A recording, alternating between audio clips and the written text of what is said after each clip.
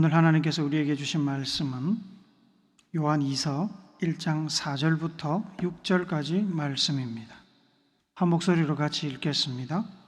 너의 자녀들 중에 우리가 아버지께 받은 계명대로 진리를 행하는 자를 내가 보니 심히 기쁘도다. 부녀여, 내가 이제 내게 구하노니 서로 사랑하자. 이는 새 계명같이 내게 쓰는 것이 아니요 처음부터 우리가 가진 것이라. 또 사랑은 이것이니 우리가 그 계명을 따라 행하는 것이요 계명은 이것이니 너희가 처음부터 들은 바와 같이 그 가운데서 행하라 하심이라. 아멘.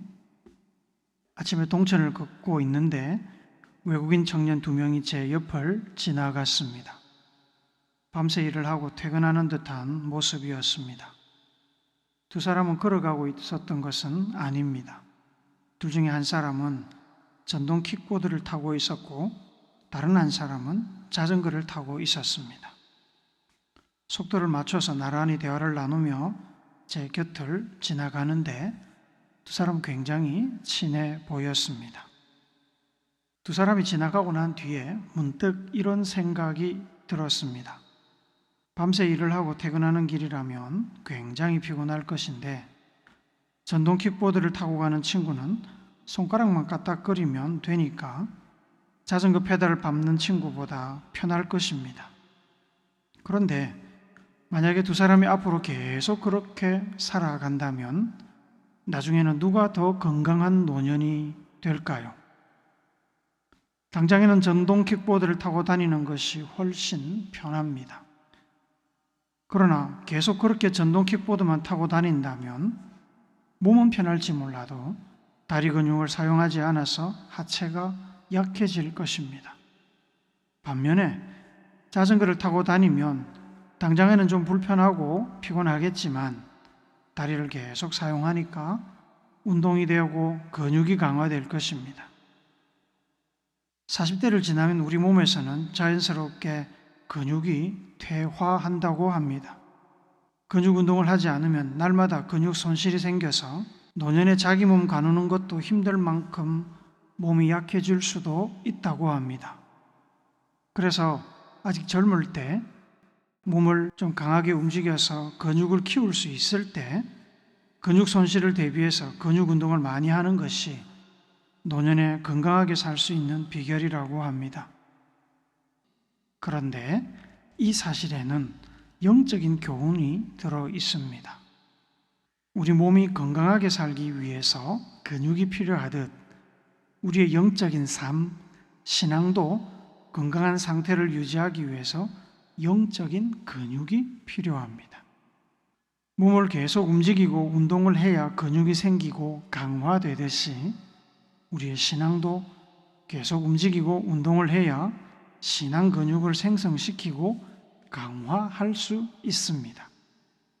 평소에 운동을 통해 근육을 기르고 건강을 유지해야 무거운 짐을 들거나 장거리를 걷거나 가혹한 조건에서 버틸 수 있는 것처럼 신앙도 평소에 운동하고 훈련을 통해서 신앙 근육을 기르고 건강한 상태를 유지해야 사단 마귀의 유혹과 영적인 어려움 속에서 버티고 경건하고 거룩한 성도의 삶을 유지할 수 있습니다. 교회가 사순절과 같은 절기를 제정하고 해마다 지키는 이유가 여기에 있습니다.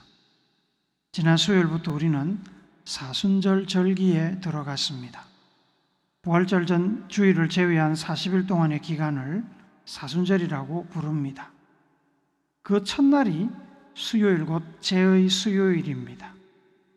사순절 절기 끝에는 고난주간이 있습니다. 사순절 절기를 통해서 우리는 하나님 앞에서 우리의 신앙을 점검하고 경건한 삶을 훈련합니다. 매일 말씀을 읽고 계시겠지만 사순절 기간에는 더 열심히 말씀을 읽고 기도 생활에 힘쓰며 자기 성찰을 통해서 하나님 앞에서 죄를 회개하고 멀리합니다. 절제와 경건을 훈련하는 것입니다. 금식과 단식을 통해서 더 간절하게 하나님을 의지하고 그분의 은혜를 구합니다. 허물과 죄로 죽을 수밖에 없는 우리를 위해서 십자가를 지신 예수님의 순환과 부활의 은혜를 묵상하며 감사의 시간을 가집니다. 사순절 절기와 같은 훈련 기간을 통해서 우리는 우리의 신앙 근육을 키웁니다. 건강해진 우리의 신앙은 사단의 유혹을 물리치고 하나님께서 우리 각자에게 맡기신 사명을 감당할 힘을 줍니다. 건강해야 공부도 운동도 인생을 즐기는 일도 할 수 있는 것처럼 신앙도 건강해야 하나님께서 우리를 통해 이루고자 하는 일, 사명을 이룰 수 있습니다. 요한 2서는 요한 1서와 마찬가지로 사도 요한이 특정 교회에 보낸 편지입니다. 요한 2서 1장 1절을 보시면 요한은 자신을 장로로 소개합니다. 초대교회 시절의 장로는 오늘로 치면 목사, 장로, 지역의 대표 등을 아우르는 교회 지도자를 일컫는 표현입니다. 사도 요한은 부녀와 그의 자녀들에게 편지를 한다고 수신자를 언급하고 있습니다. 이는 신앙을 가진 어느 한 집의 여성과 그 여성의 자녀들에게 보내는 편지라고 해석하기도 하지만 그보다는 일반적으로 특정 지역의 교회, 신앙 공동체에 보낸 편지라고 여겨집니다. 예나 지금이나 신앙 공동체 안에는 남성보다 여성이 많습니다. 여성이 많고 여성이 많은 일을 합니다. 이 교회도 여성이 신앙의 가장 역할을 한 것 같습니다. 사도 요한은 편지를 보내고 있는 이 교회로부터 반가운 소식을 들었습니다. 그 소식에 의하면 교회 성도들이 신앙 지도자들을 통해서 배운 말씀을 열심히 실천에 옮기고 있었습니다. 4절을 우리 같이 한 번 더 읽습니다. 시작. 너희 자녀들 중에 우리가 아버지께 받은 계명대로 진리를 행하는 자를 내가 보니 심히 기쁘도다. 교회 지도자로서 교회 성도들, 믿음으로 낳은 영적인 자녀들 혹은 실제로 부모의 신앙을 따라 함께 신앙생활을 하는 2세대 성도들이 말씀에 순종하는 삶을 살려고 노력하고 있고 믿음 안에서 성숙하고 있다는 소식을 듣는 것보다 더 기쁜 일이 어디 있겠습니까? 모든 부모, 모든 선생은 자기의 자녀나 학생이 가르쳐준 것 이상으로 배움의 성과를 내고 배운 것을 삶에 잘 적용해서 살아내는 것을 매우 기뻐합니다. 그렇게 되면 열심히 수고하여 기르고 양육한 보람을 느낍니다. 반대로 실컷 가르쳤더니 시험지에 엉뚱한 답을 하거나 연구 결과가 엉망으로 나오고 생활이 무질서하고 방탕해져서 자기 앞가림도 못하게 되면 부모나 선생은 보람은 고사하고 지금까지 투자한 시간과 노력이 헛되었다고 낙심하게 됩니다. 부모나 선생들의 기대감에는 적당이라는 것이 없습니다. 항상 지금보다 더 잘하고 더 성숙하기를 기대합니다. 학생들이 선생이나 부모의 어깨 위에 올라서서 더 잘되기를 바랍니다. 그것이 인지상정입니다. 사도 요한도 그랬습니다. 믿음의 자녀들 혹은 성도들이 하나님의 말씀에 순종하며 진리를 행하고 있다는 소식이 심히 기쁜 것은 사실이지만 그렇다고 사도 요한이 그 소식에 만족하는 것은 아니었습니다. 요한은 성도들이 나름 하나님의 말씀에 순종하며 믿음으로 살고 있다는 소식에 반가워하면서도 칭찬하는 것으로 멈추지 않고 5절과 같이 당부를 하고 있습니다. 한 번 더 읽습니다. 시작. 부녀여, 내가 이제 네게 구하노니 서로 사랑하자. 이는 새 계명같이 내게 쓰는 것이 아니요 처음부터 우리가 가진 것이라. 지금도 잘하고 있지만 더 잘하라는 뜻에서 요한은 교회를 향하여 예수님의 가르침의 본질인 사랑에 더 집중할 것을 당부합니다. 서로 사랑하자. 이것은 새로운 가르침이 아닙니다. 요한의 말대로 처음부터 예수님과 사도 요한을 비롯한 믿음의 지도자들이 전하고 강조한 것입니다. 예수님께서는 사랑하는 것이 모든 계명 중에 가장 중요한 계명이고 핵심이라고 하셨습니다. 갈라디아서 5장 14절은 온 율법은 내 이웃 사랑하기를 내 자신같이 하라 하신 한 말씀에서 이루어졌나니 라고까지 말씀합니다. 사랑하자는 말은 말 그대로 사랑을 실천하라는 뜻인 동시에 하나님의 말씀에 더 순종하라는 뜻이기도 합니다. 누가 감히 하나님의 말씀을 100% 충분히 이루었다고 자랑할 수 있겠습니까? 아무도 없습니다. 그래서 지금도 잘하고 있지만 더 잘하라고 사도 요한은 스승으로서, 선생으로서, 믿음의 아버지로서 당부합니다. 지금도 나름 잘하고 있는 성도들을 향해 서로 사랑하자라고 말하는 사도 요한의 권면을 다르게 표현하면 지금도 건강하지만 지금보다 더 건강한 성도들이 되십시오. 신앙의 근육을 더 키우십시오. 라고 말할 수 있습니다. 제대로 일어서지도 못하는 아이에게 다리 근육을 강화해서 더 잘 달리라고 이야기하는 부모나 선생은 없습니다. 잘 걷고 있으니까 더 잘 걷고 뛰는 수준까지 올라가 보자고 이야기하는 것입니다. 지금보다 더 건강한 신앙인이 되기 위해서, 신앙의 근육을 더 강화하기 위해서 더 열심히 말씀에 순종하고 더 사랑하자고 당부하는 것입니다. 사도 요한이 성도들에게 더 건강한 성도가 되기를, 신앙의 근육을 더 키우기를 바라는 이유는 일반적인 이유와 특별한 이유가 있습니다. 일반적으로는 앞서 말씀을 드렸듯이 모든 부모나 선생은 자기의 자녀들, 학생들이 현실이 안좋아하거나 만족하지 않고 더 훌륭하게 성장하기를 기대합니다. 부모나 선생을 넘어서기를 바랍니다. 그런데 사도 요한의 당부에는 특별한 이유도 숨어 있습니다. 그것은 이 요한 이서의 편지를 받는 신앙 공동체가 당면하고 있던 특별한 어려움 때문입니다. 요한 이서 1장 7절을 같이 읽도록 하겠습니다. 시작. 미혹하는 자가 세상에 많이 나왔으니 이는 예수 그리스도께서 육체로 오심을 부인하는 자라. 이런 자가 미혹하는 자요 적 그리스도니. 미혹하는 자들은 거짓 선생들이나 이단 사상을 전하는 이단자들을 말합니다. 그들의 대표적인 특징은 하나님의 아들이신 구세주 예수님께서 이 땅에 육신을 입고 오신 것을 부정합니다. 하나님의 아들이 어떻게 죄인된 인간의 몸을 입고 이 땅에 오실 수 있고, 어떻게 사람들에게 고난을 받을 수 있고, 어떻게 십자가에 죽을 수 있단 말입니까? 그럴 수 없습니다. 하나님의 아들은 인간의 몸을 입고 오신 것처럼 보이지만 실상은 허상이었습니다. 단지 사람처럼 보였을 뿐입니다. 이렇게 이야기하거나, 하나님의 아들이 인간의 몸을 입고 오기는 오셨지만 고난을 겪을 때 하나님의 아들의 영은 이미 빠져나가고 십자가에 달려 죽은 것은 인간의 몸만 남은 예수뿐이었습니다. 라고 주장하는 사람들도 있었습니다. 그렇게 성육신을 부정하는 사람들이 교회 안으로 가만히 들어와서 교회를 혼란스럽게 하고 있었습니다.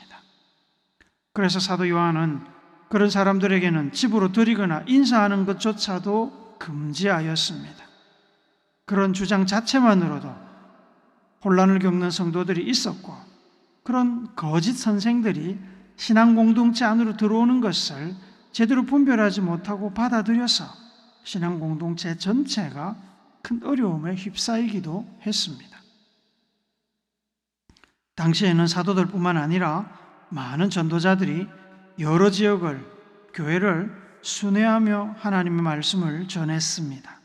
사도 바울도 그렇게 했고 다른 사도들과 그들의 제자들도 그렇게 복음을 전했습니다. 지역 교회에서는 순회 전도자들을 기쁘게 영접했고 그들로부터 하나님의 말씀을 들었습니다. 그런데 거짓 선생들도 순회 전도자들 흉내를 내며 돌아다녔습니다. 그러다 보니 순회 전도자들을 분별하는 일이 중요한 일이 되었습니다. 이런 일들이 생기면 사람을 의심하게 되고 마음이 강팍해집니다. 나그네를 대접하는 귀한 사랑의 섬김이 위축되기도 하고 가짜를 걸러내려고 하다가 진짜도 버리는 일이 생깁니다.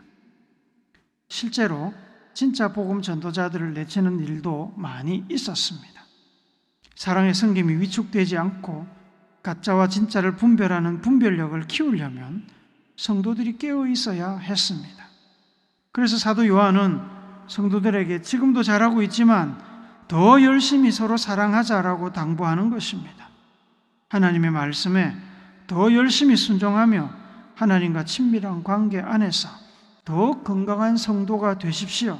거짓의 영들과 싸울 수 있는 신앙의 근육을 더 키우십시오 라고 말하고 있는 것입니다. 서천 쪽에 가보면 아직도 지난 여름에 내린 많은 비에 떠내려와 나무들 사이에 말라붙어 있는 풀들, 잣나무들을 볼 수 있습니다. 바람이 불고 비가 오면 바람의 세기나 비의 양에 따라 연약한 풀이나 나무는 뿌리가 뽑히거나 줄기, 가지가 부러져서 잘려 나가게 됩니다. 우리 인생에도 우리가 견디기 어려운 비와 바람이 몰아쳐 올 때가 있습니다. 그때 우리가 살고 죽는 것은 우리가 얼마나 깊이 뿌리를 내리고 있고 우리 인생의 줄기와 가지가 얼마나 튼튼한가에 달렸습니다. 우리의 건강, 우리의 재정 능력, 우리의 마음 자세, 우리의 대인관계의 상태에 따라 역경을 이겨내기도 하고 넘어지기도 합니다. 우리의 신앙도 그렇습니다. 늘 시원한 봄바람만 불고 오는지도 모르는 채 어깨를 적시는 가랑비만 내리면 얼마나 좋겠습니까? 하지만 그렇지 않습니다. 폭풍 후 쓰나미가 올 때가 있습니다. 자주 있고 많이 있습니다. 그때 우리를 살리는 것은 당연히 절대적으로 안전한 하나님의 능력의 손이고 그분의 품입니다. 문제는 폭풍이나 쓰나미가 몰려올 때 그분의 능력의 손 안으로 그분의 품으로 달려갈 신앙적인 체력과 민첩함이 있느냐는 것입니다. 다르게 말하면 역경이나 고난의 순간에 하나님의 도우심을 믿고 의지할 믿음, 그만한 하나님과의 친밀한 관계 안에 우리가 있느냐는 것입니다. 큰 고생을 하고 나서 다른 도움을 구할 곳이 없어서 어쩔 수 없이 하나님을 찾아가는 것도 귀한 것입니다. 그것도 귀한 신앙입니다. 그러나 그것은 신앙이 건강하지 못한 신앙 근육이 약한 사람의 모습입니다. 신앙이 건강한 사람, 신앙 근육이 강한 사람은 역경이나 고난의 순간이 닥치면 민첩하게 가장 먼저 하나님께 달려갑니다. 즉시 하나님 앞에서 하나님의 손을 잡습니다. 그러면 폭풍우가 아무리 강해도 안전하며 평안을 경험할 수 있습니다. 잠언서 18장 10절 말씀 같이 읽습니다. 시작. 여호와의 이름은 견고한 망대라. 의인은 그리로 달려가서 안전함을 얻느니라. 잠언서 29장 25절도 읽습니다. 사람을 두려워하면 올무에 걸리게 되거니와 여호와를 의지하는 자는 안전하리라. 지진이 나거나 쓰나미나 화재가 날 때 생존하는 사람들의 특징은 평소에 그러한 위기의 순간을 대비한 훈련이 되어 있는 사람들입니다. 평소에는 훈련된 사람과 훈련되지 않은 사람을 구별하기 어렵습니다. 하지만 위기의 순간을 직면하면 훈련된 사람들, 위기의 순간에 무엇을 어떻게 해야 할지를 몸으로 알고 준비된 사람들은 살 길을 찾지만 훈련받지 않고 준비되지 않은 사람은 갈팡질팡 길을 찾지 못합니다. 살 기회를 놓치는 것입니다. 생존 능력의 차이는 훈련과 준비에서 나옵니다. 신앙의 영역도 그렇습니다. 훈련받아 준비된 사람, 생존 능력이 있는 사람은 하나님께로 가는 살 길을 찾습니다만 생존 능력이 없는 사람은 살 길을 찾지 못합니다. 영적인 생존 능력을 좌우하는 것은 바로 그 사람의 신앙 건강 상태입니다. 평소에 훈련이 되어 있어서 신앙이 건강한 사람, 신앙 근육이 튼튼해서 인내심을 가지고 다른 곳에 한눈 팔지 않고 오직 하나님의 손만을 붙잡고 버틸 수 있는 사람은 살아남지만, 신앙이 건강하지 못하고 신앙 근육이 없는 사람은 버티지 못하고 넘어집니다. 건강한 신앙, 강한 신앙 근육은 평소에 평안할 때 훈련받은 사람, 위기를 대비하여 준비한 사람만이 갖출 수 있는 것입니다.